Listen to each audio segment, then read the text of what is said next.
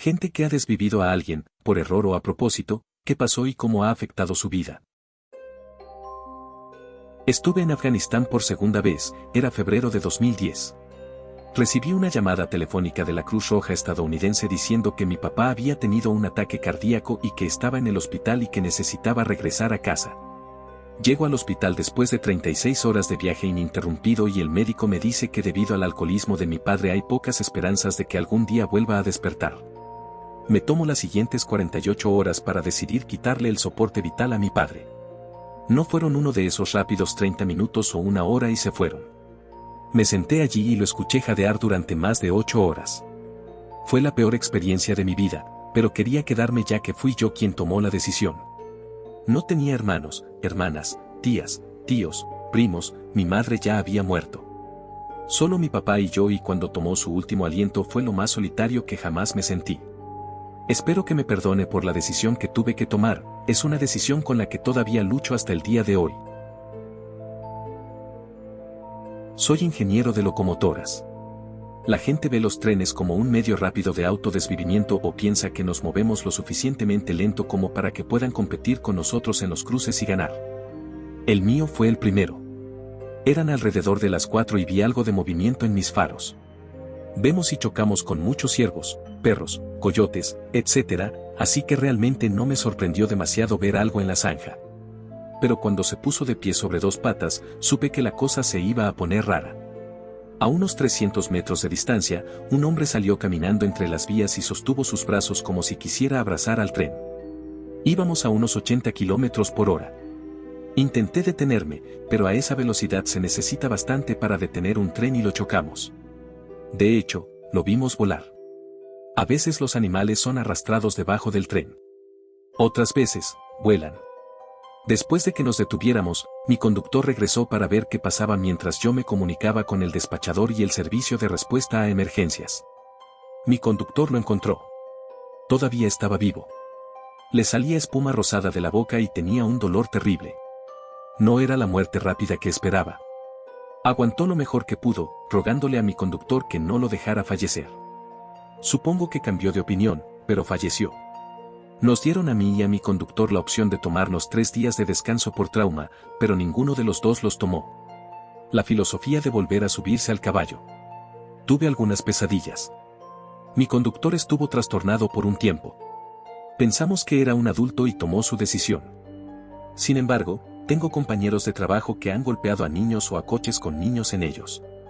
Esto los jode mucho. Después de eso, cada vez que se acercan a un cruce o ven a un niño, se les acelera el corazón. Despedí a un tipo que me doblaba la edad cuando tenía 23 años. Se fue a casa y se autodesvivió. Su esposa me llamó unos días después y me dijo cuánto le había gustado y cuánto apreciaba todo lo que había hecho por él, le había dado varias oportunidades. Esa fue la peor parte. Me hizo sentir como si lo hubiera traicionado y era aún más responsable de ello. Me sentí como una basura. Estuve completamente borracho durante un mes, desde el amanecer hasta el anochecer. Dejé mi trabajo una semana después de eso y solo quería estar entumecido y borracho. No puedes lidiar con algo así cuando tienes 23 años. Bebí bastante durante un año después. Me llevó mucho tiempo aceptar que él era alguien con problemas adicionales y que no era yo quien lo obligaba a autodesvivirse. Esto fue cuando tenía 16 años y recién estaba aprendiendo a andar en moto. Mi hermano me dio su Yamaha para que diera una vuelta.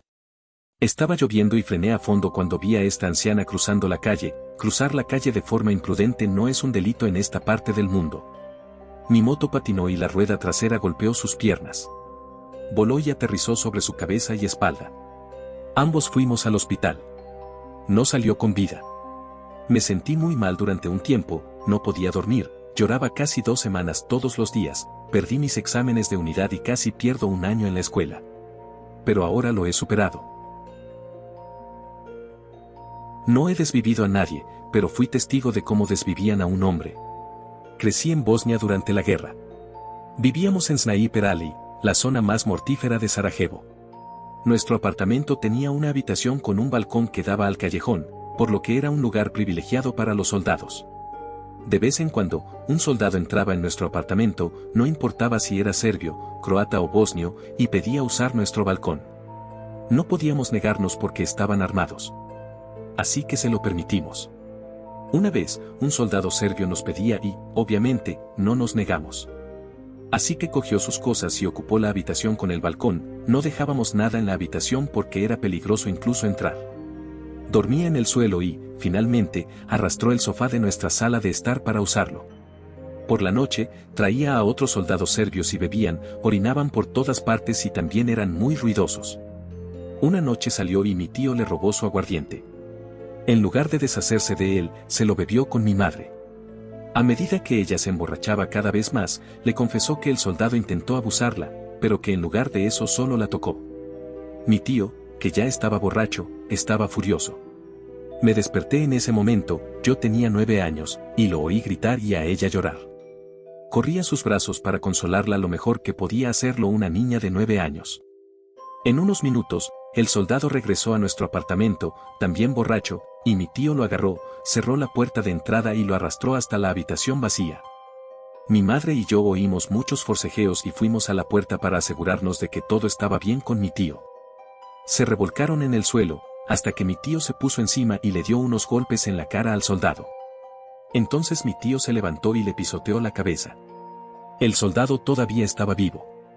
Entonces le quitó la arma del cinturón al soldado y lo azotó un par de veces antes de arrojar su cuerpo al balcón. En 10 minutos, el cuerpo del soldado estaba inerte por 2 heridas, había sido atacado por otros soldados.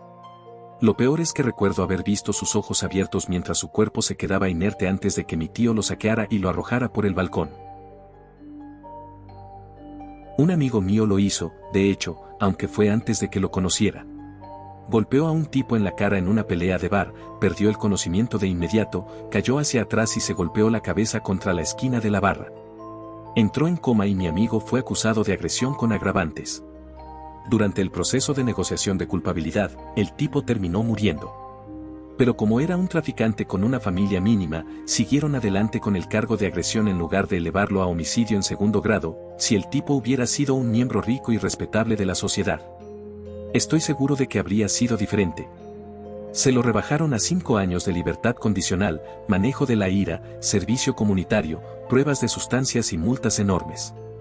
Si bien evitó la cárcel, el costo total de todo lo ha dejado en bancarrota y en la indigencia desde entonces. Al hablar con él, dice que no se siente culpable por golpear al tipo, aunque obviamente no quería que falleciera. Lo que lo jode más es como un momento de impulso puede hacer que toda tu vida se salga de control. Esta es mi historia. Cuando tenía 20 años, iba conduciendo con mi novia. Estaba oscuro y había estado lloviendo. Vi una moto adelantarse al coche que iba detrás de mí y luego adelantarme a toda velocidad. Cuando lo seguí por delante de mi pilar delantero, vi a un tipo en una bicicleta salir por un costado y cruzar directamente la calle. Ninguno de los dos se vio y la moto chocó al ciclista a unos 70 a 80 kilómetros. Todo lo que recuerdo son los dos cuerpos y un montón de plástico volando por el aire. El motociclista se deslizó por la calle y el ciclista golpeó el pavimento. Nos detuvimos y saltamos. Corrí hacia el ciclista, que estaba más cerca de mí. Estaba muy mal, convulsionando y luchando por respirar. Le grité a mi novia que se quedara con el tipo mientras yo revisaba al motociclista. Se había roto la pierna y estaba formando una forma extraña a través de su ropa de cuero. Intentó levantarse y no me avergüenza decir que mis palabras fueron quédate en el suelo o te tiraré al suelo yo mismo. Me aseguré de que estaba bien y volví con el motociclista. En ese momento murió justo delante de mí. No pude hacer nada para salvarlo. Un par de personas más llegaron e intentamos ayudar al tipo. Una enfermera y un médico que estaban en el tráfico detrás lograron que el tipo volviera a respirar. Llegó una ambulancia y murió de nuevo. Era un policía que volvía a casa del trabajo. Tuve que testificar contra el motociclista en el tribunal. Hace poco me convertí en motociclista y eso ha influido mucho en mi forma de conducir. Como ya no estoy con esa novia, nadie entiende realmente cuánto me afectó esto. Un año después, mi novia y yo compramos nuestra primera casa. Yo tenía 21 años y había trabajado increíblemente duro para llegar a ese punto. 3 meses después, ella se levanta y me deja por su amigo gay, que resultó no ser tan gay. Así que esa noche me quedé allí sentado, emborrachándome y desolado porque ella había tirado a la basura todo nuestro duro trabajo. Estaba sentado en la oscuridad mirando por la ventana, mirando distraídamente la puerta de la casa de enfrente, que tenía 2 trozos de vidrio esmerilado de cuerpo entero. Vi una figura que parecía golpear a otra figura justo delante de ella. No conocía a las personas, ya que no había vivido allí tanto tiempo. Me imaginé que era un tipo que golpeaba bastante a su esposa. Saqué mi teléfono móvil para llamar a la policía y la puerta se abrió y salió un tipo con una camisa manchada de líquido vital y un picahielo en la mano. Colgué a la policía y me devolvieron la llamada. El teléfono iluminó la ventana y él me vio. Así que corrí al sótano y agarré la primera arma que pude encontrar, un martillo. Me escondí detrás de la puerta principal hasta que apareció la policía. Me dieron de baja del trabajo por una depresión que nunca se curó del todo. El estrés de perder a alguien que entonces creía que era el amor de mi vida, de que me quitaran la casa por la que tanto había trabajado a una edad tan temprana y de ver este desvivimiento me jodió por completo. El fin de semana siguiente, mi novia entró a escondidas con su nuevo amante y robó todos los muebles que había comprado para la casa. Durante los siguientes 6 meses dormí bajo abrigos viejos sobre espuma y me emborraché todos los días. Finalmente compré más muebles, pero me mantuve borracho y con coca en distintos grados durante los siguientes 6 años. Edición, mi exnovia se quedó embarazada del nuevo chico. El bebé nació sin vida y nunca me he sentido tan feliz de que otro ser humano no viviera. El hecho de que probablemente haya sido concebido en la cama o en el sofá que había comprado y me habían robado lo tomo como karma. Entonces, estoy en el bar con algunos amigos y mi amigo me ofrece a fumar un poco de hierbita. Salimos a fumar en su coche, entonces se le ocurre la brillante idea de ir a dar un paseo, está completamente borracho. Sé que algunos dicen que debería haberlo detenido, pero realmente no había ninguna posibilidad. De todos modos, está conduciendo como un completo maníaco, haciendo trompos en las curvas y acelerando como un loco, el tipo es un completo tonto. Finalmente, lo convencemos de que se detenga en un callejón para que podamos terminar de fumar sin morir. Minutos después, los policías se detienen y aparcan justo detrás de nosotros con las luces encendidas, deben haber sido alertados por el alboroto que estábamos armando en la calle. Yo, que conozco muy bien las leyes y cómo salirme con la mía, le digo al conductor que me dé sus llaves, las escondo en mi trasero, si las llaves están en el coche, puede ser acusado de conducir bajo los efectos del alcohol. Después de media hora de que la policía nos registrara a nosotros y al coche, no tuvieron más remedio que dejarnos ir a todos sin cargos.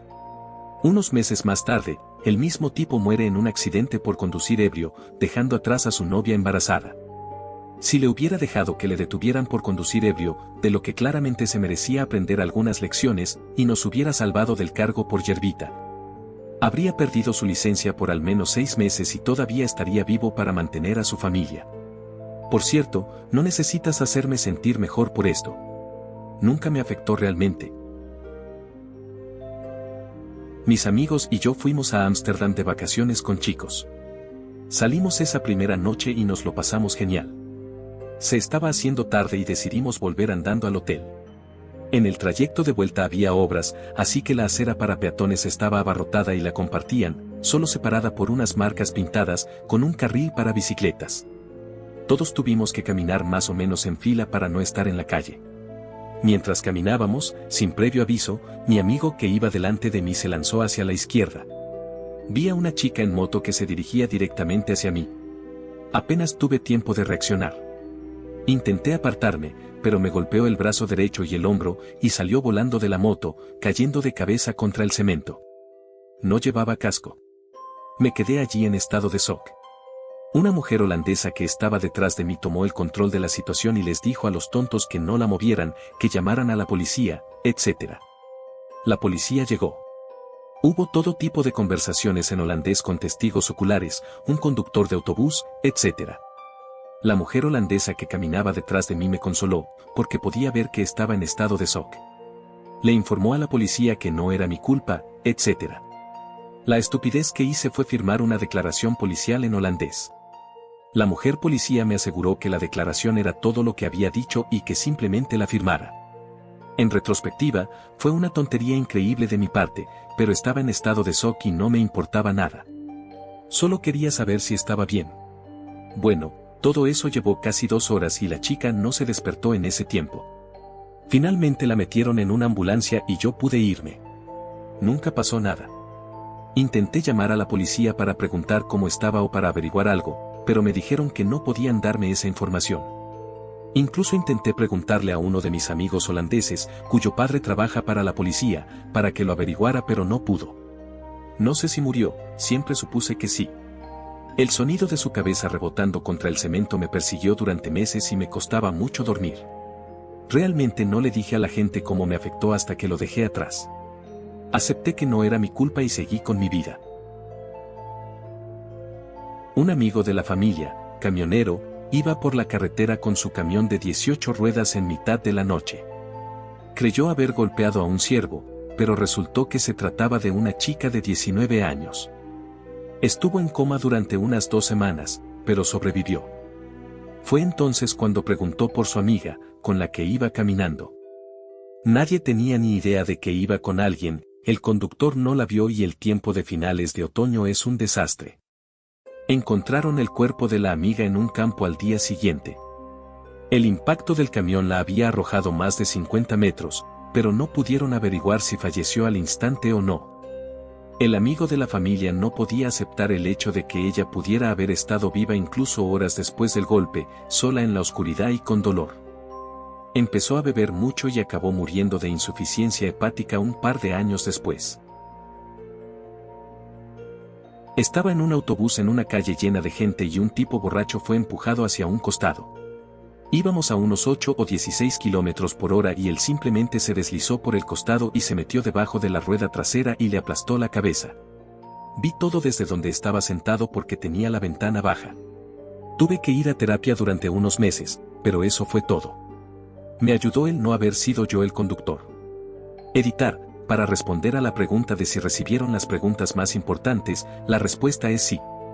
Sin embargo, esto sucedió en un país empobrecido mientras yo estaba de viaje, por lo que nunca hubo un juicio ni nada. Estoy bastante seguro de que el conductor fue arrestado inmediatamente y casi fue desvivido en la cárcel por otros reclusos por ser tan imprudente. Sin embargo, no estoy seguro de cuánto tiempo permaneció en la cárcel, tal vez ya salió y tal vez tenga una sentencia de por vida. No estoy seguro de cómo funciona donde sucedió. No sé si vas a encontrar a muchas personas que realmente desvivieron a alguien, así que te contaré mi historia. No la desviví, pero la dejé parcialmente paralizada de por vida. Tenía 16 años, recién había empezado a conducir y no tenía idea de que yo tenía un trastorno convulsivo. Tuve mi primera convulsión al volante, me pasé corriendo por una intersección y choqué de costado con una camioneta con una niñera y 4 niños pequeños. Afortunadamente, todos los niños terminaron bien y de hecho estaban corriendo después del accidente diciendo, fue divertido. Hagámoslo de nuevo. Pero la niñera no terminó bien. Hablé con ella solo una vez después y me dijo que no estaba enojada en absoluto. Sin embargo, me hizo sentir como una basura y pienso mucho en eso. Mi cuñado murió hace unos años. Era un joven adulto que cruzaba la calle en su patineta contra el semáforo y fue atropellado por un conductor que ya estaba en movimiento y tenía derecho de paso. Desde la perspectiva del conductor, simplemente salió de detrás de un camión inmóvil en el carril izquierdo, directamente a su paso. En los meses posteriores al funeral, mi esposa encontró la información de contacto del conductor en el informe policial y le escribió una carta en la que le contaba sobre la vida de su hermano y le decía que no lo culpaban y que él no debía culparse a sí mismo.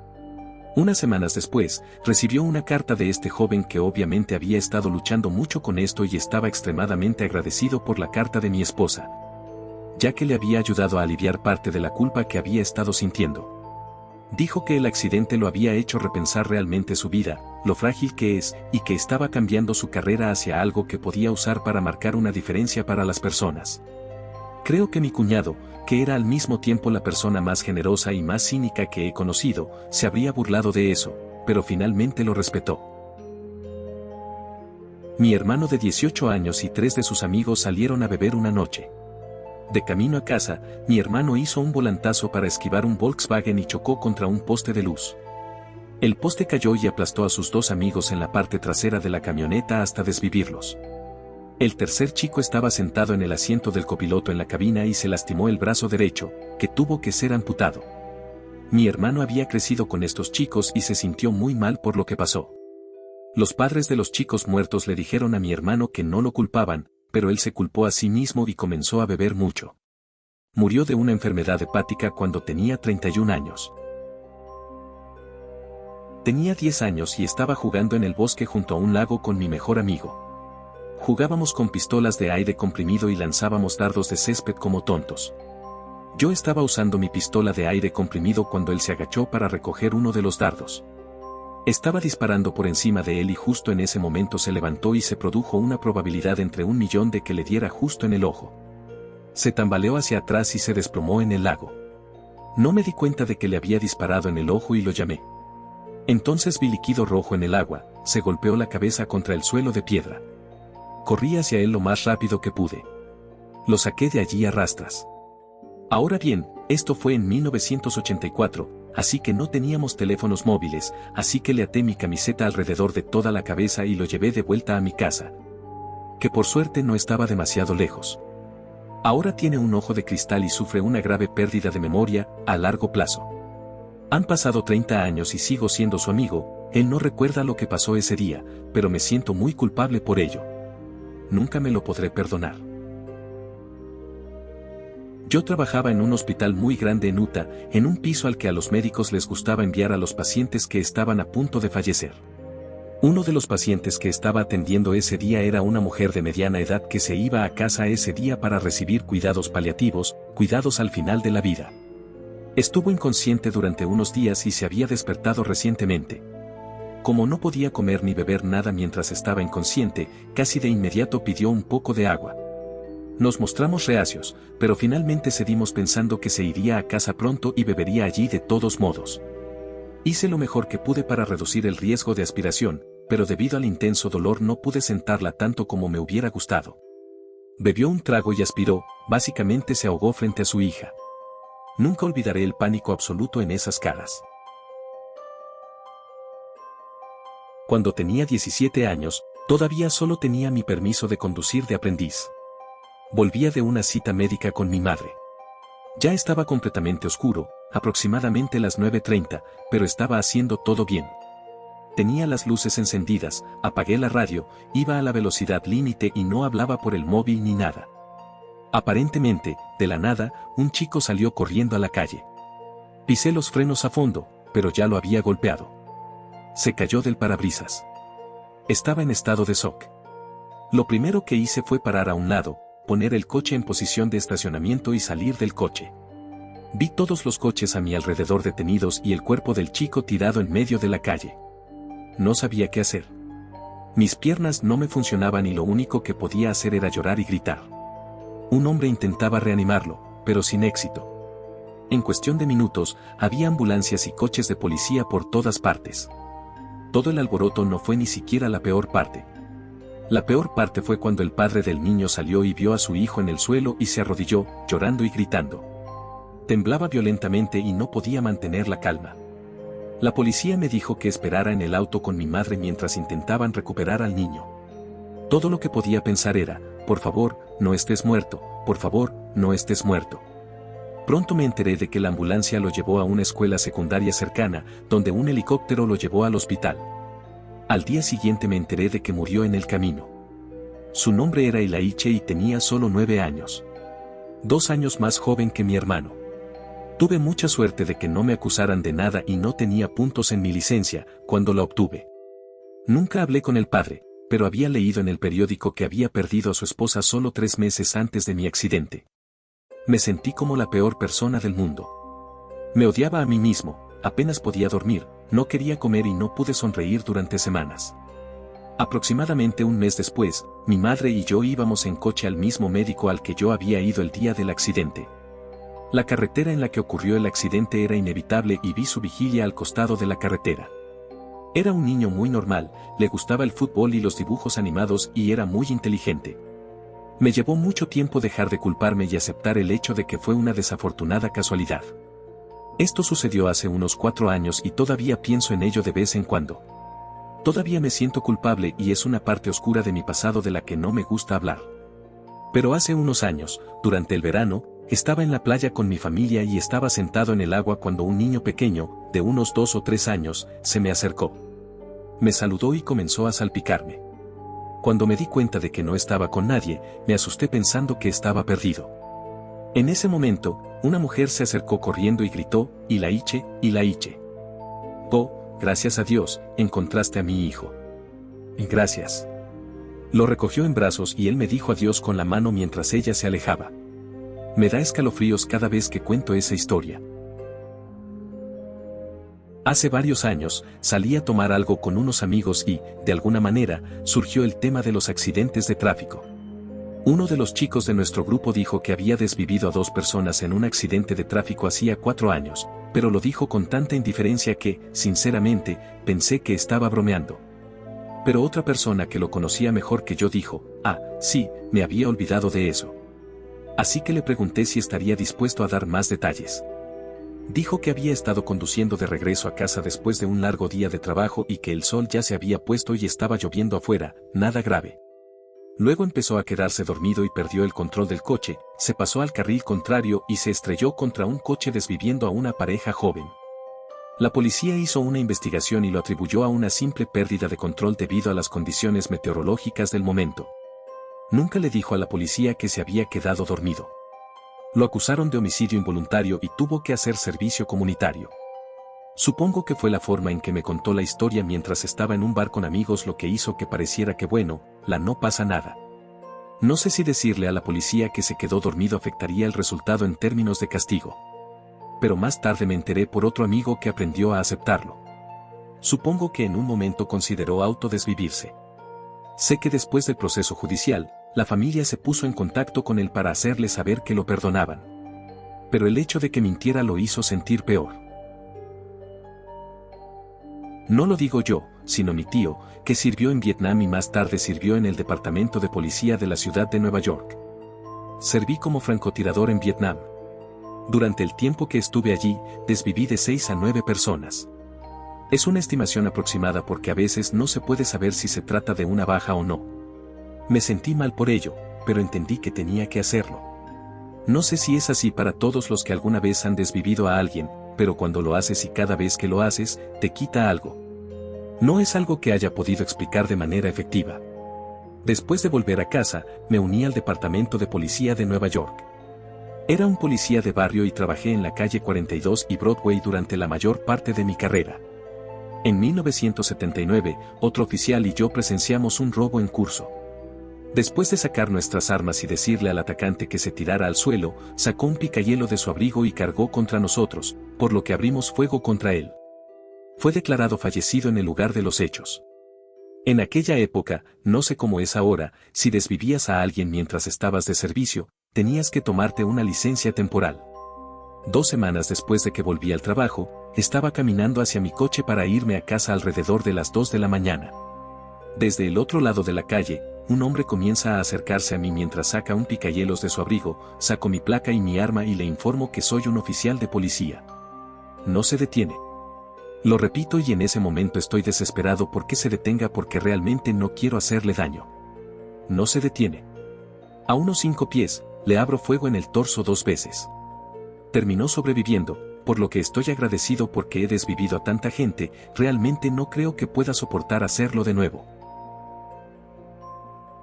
Cuando era joven, mi amigo y yo caminábamos por las calles de noche armando alboroto y siendo rebeldes. Una pandilla de 5 o 6 personas nos asalta y nos quita las mochilas y los objetos de valor. Una semana después, un chico de un grado superior se nos acerca y nos pide $500 por nuestras cosas. Rechazamos la oferta porque, de todos modos, la mayoría de las cosas que teníamos ya habían sido robadas. Al día siguiente, mientras me ocupaba de mis tareas en el patio trasero de la casa de mis abuelos, el mismo chico aparece con nuestras maletas y me dice que tenemos hasta el fin de semana. Le digo que puedo encontrarme con él detrás de mi antigua escuela secundaria en la gran zanja de drenaje con el dinero, pero que necesitaría un día o 2 más.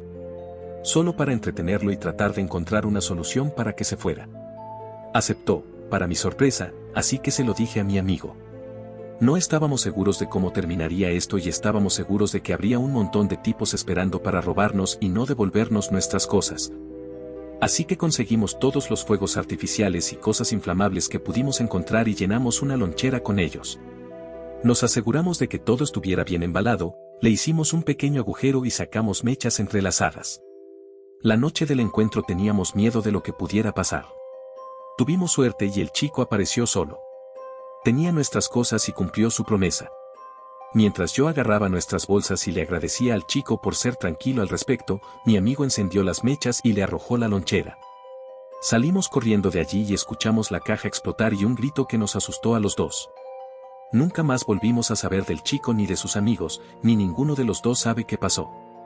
Fue la misma semana en que los incendios forestales arrasaron nuestro vecindario. Nunca miramos atrás ni quisimos hacerlo. Nuestras maletas estaban llenas de excrementos de perro en bolsas de plástico, así que tampoco me importa mucho lo que pasó. Sinceramente, esto es algo que quería sacarme de encima desde hace tiempo. Pero siempre me sentí tan avergonzado y tan aterrorizado por las represalias que nunca se lo dije a nadie, excepto a la policía. Cuando era más joven pasé por un montón de cosas, estuve en un hogar para niños perturbados desde que tenía 8 años, y cuando tenía 12. Accidentalmente me mezclé con pandillas y me obligaron a elegir un bando o a que ambos quisieran desvivirme. Esto fue malo, pero no tan malo como llegó a ser. Mis obligaciones principalmente incluían robar cosas para la gente, ser una mula de sustancias y, ocasionalmente, ser obligado a tener delicioso. Lo cual fue bastante horrible, pero al menos me emborrachó primero para que pudiera olvidarlo más fácilmente, y eso significó que era menos probable que este tipo en particular me desviviera. De todos modos, 2 años después, la cosa se puso seriamente real. Estaba solo junto a los almacenes, lo que fue un gran error por mi parte, pero estaba tratando de volver a mi unidad sin que me viera la policía porque me estaban buscando y no quería lidiar con ellos. De todos modos, me apresuré y oí que un auto se acercaba por detrás de mí y entré en pánico. Había 2 tipos negros grandes en él. Son de la otra pandilla y me reconocieron. Pararon el auto y comenzaron a decirme cosas, muy presumidos y maliciosos. Soy un chico blanca pequeño y delgado y estoy solo. Soy una presa fácil y lo saben. No hay forma de que pueda correr más rápido que estos tipos en el llano y lo sé, ellos también. Entonces retrocedí, mirando a mi alrededor en busca de algo que usar como arma. Llevo un picahielo, pero me gustaría mantenerlo como una sorpresa y, para ser honesto, no creo que tenga muchas posibilidades porque cuando esté lo suficientemente cerca para apuñalarlos, podrían simplemente arrancarme la cabeza. Ambos son como el doble de grandes que yo. No puedo pensar mucho. Uno de ellos, al que llamaremos Witejakit, se abalanzó sobre mí e intentó agarrarme el brazo. Me di la vuelta, pero su amigo, al que llamaremos Tatus, me flanqueó y me agarró el pelo por detrás, sacó una pistola y me la puso en la cabeza. No voy a entrar en detalles. Básicamente, ambos me golpearon y me dejaron hecho basura, cubierto de moretones. Me dieron una paliza durante todo el calvario y no podía alcanzar mi picahielos porque tenía una pistola apuntándome todo el tiempo. Solo para demostrar que hablaba en serio, Tatus me disparó en la pierna para que no pudiera escapar y me dijo que tenía muchas más balas para convertir mi cabeza en pulpa si intentaba algo. Estoy en otro mundo de agonía y apenas estoy consciente cuando se detienen. Mi cuerpo simplemente no quiere moverse, pero cuando me dan la espalda y se ríen entre ellos. Ese es su primer y mayor error. Siento una repentina oleada de furia y fuerza. Saco mi picahielos de mi bolsillo y lo golpeo en la nuca de Witejakit. Él hizo un ruido como de gorgoteo y todo lo demás se vuelve confuso. No sé cuántas veces lo golpeé en la cabeza y la espalda, pero creo que estaba desvivido antes de que Tatus se diera cuenta de lo que estaba sucediendo. Por supuesto, una vez que Tatus sí se da cuenta de lo que está sucediendo, me vuelve a disparar en la cara, pero afortunadamente la bala atravesó mi mejilla y no hizo mucho más que desorientarme y sacarme 2 dientes. Entonces me pongo a atacar a este tipo, mi cuerpo está completamente entumecido y mi mente está en una neblina. Me muevo con el piloto automático completo mientras él salta lejos de mí y acorto la distancia con un placaje de cuerpo completo. No lo derribo del todo, pero ahora estoy lo suficientemente cerca como para herirlo en los costados y la espalda mientras me golpea con la culata de la pistola. Fue cuando me disparó de nuevo que finalmente caí al suelo. Creo que podría haber fallecido en ese momento, para ser muy serio. Lo siguiente que supe fue que estaba en una ambulancia en movimiento. Estaba desorientado, completamente ciego y vagamente consciente de que me habían atado. Mi boca se seguía llenando de líquido rojo, me sentía como si alguien hubieran intentado despedazarme.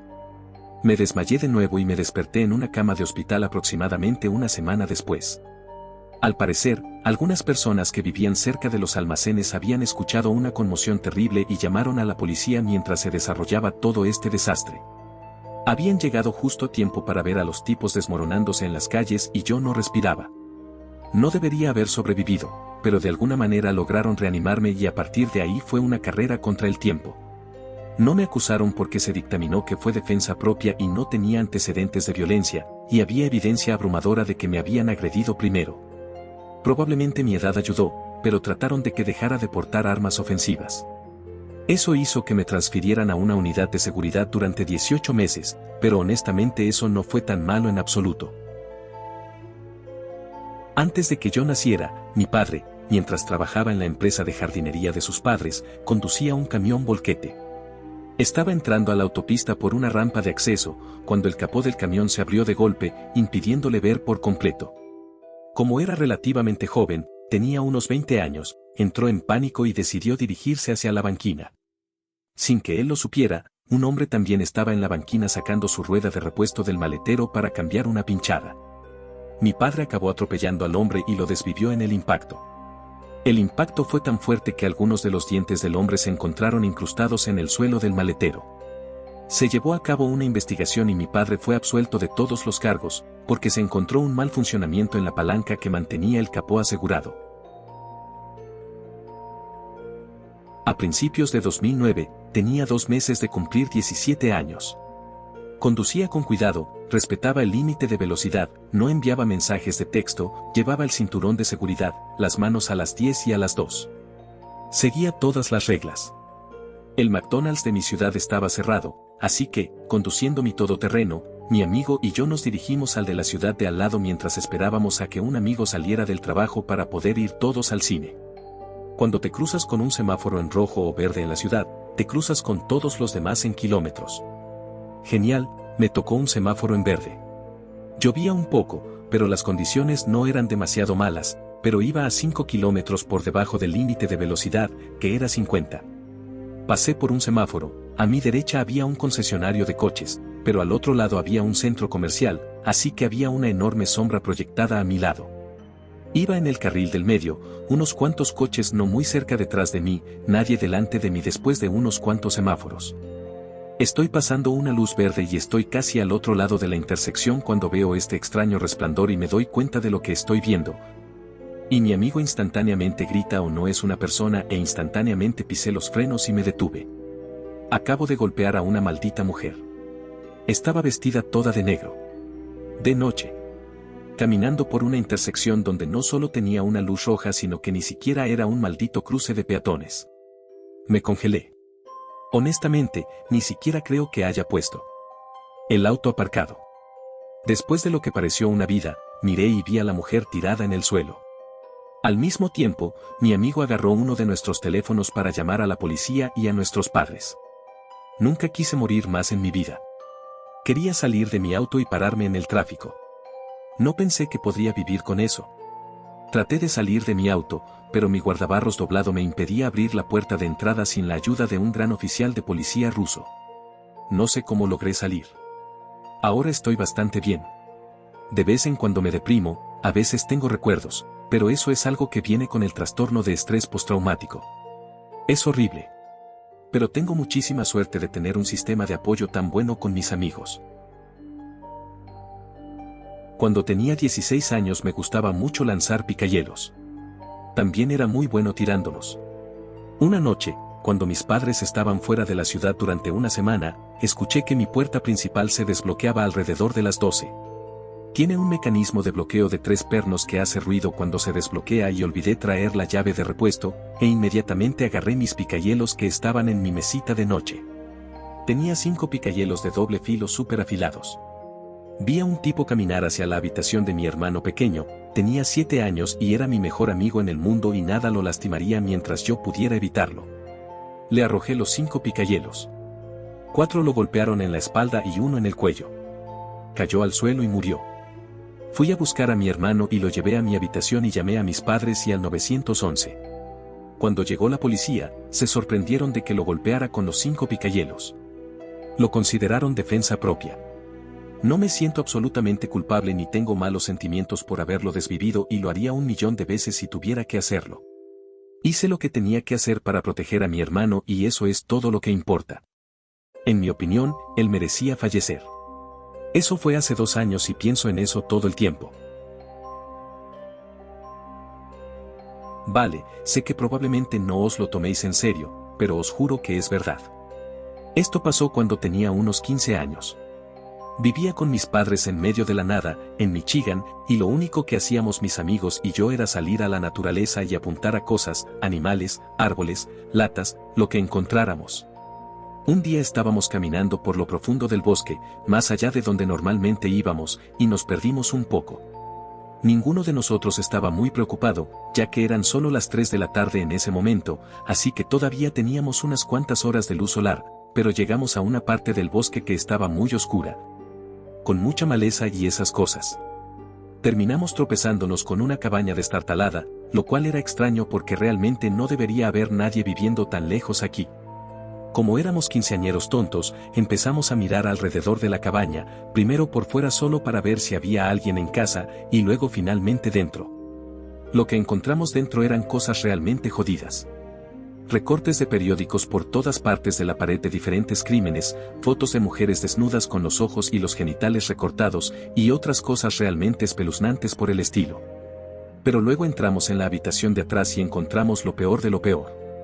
Había grilletes en el suelo y lo que parecía ser sangre seca muy vieja. En ese momento estábamos asustados y escuchamos que se abría la puerta principal. Entré en modo de supervivencia, porque en ese momento supe que quienquiera que viviera aquí no nos iba a dejar salir en paz /diagonal con vida. Empezó a caminar hacia la habitación de atrás, y mis amigos y yo estábamos presionados contra una esquina de la habitación. Abrió la puerta y nos vio, y antes de que pudiera alcanzar el cuchillo de caza que llevaba en el cinturón le disparé en el pecho 2 veces. Salimos corriendo de allí y corrimos durante 1 hora aproximadamente. Todos nos fuimos a casa sin decirnos nada, y nunca más volvimos a hablar de eso.